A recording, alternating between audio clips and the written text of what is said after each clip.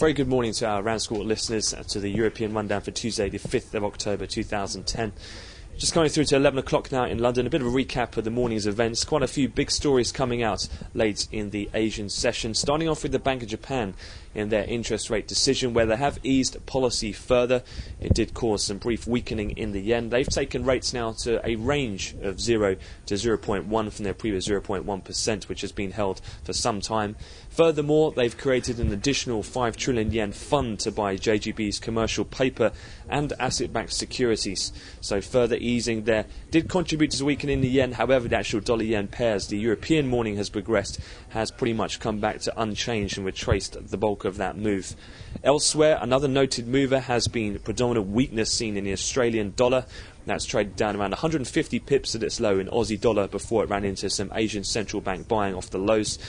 That weakness, though, stems from their interest rate decision overnight, where they decided, the RBA, to keep rates at 4.5%, where the market consensus was for a rate hike of 25 basis points.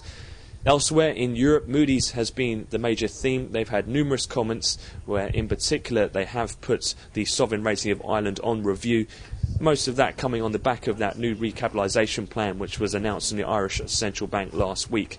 They've also made various comments on other European sovereigns. However, the spreads all remain pretty muted in their reactions so far. So we're off to a pretty negative start at the European Open. However, things took quite a severe turnaround after the service PMI data. Although the peripheral countries, such as that of Ireland and Spain, were notably weak, that was pretty much to be as expected from the market given the conditions at the moment. And the actual core Eurozone countries, such as France and Germany, were particularly strong.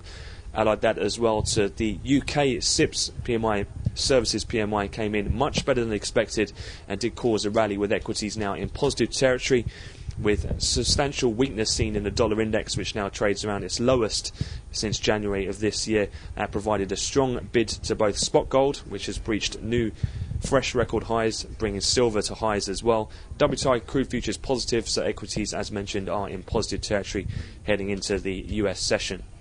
Looking forward then toward that US day, pretty light in terms of major economic releases.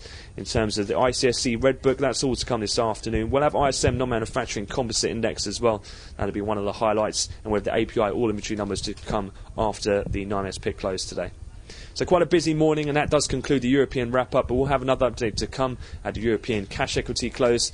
But for the time being, that's all from me, so I wish you all a great trading day.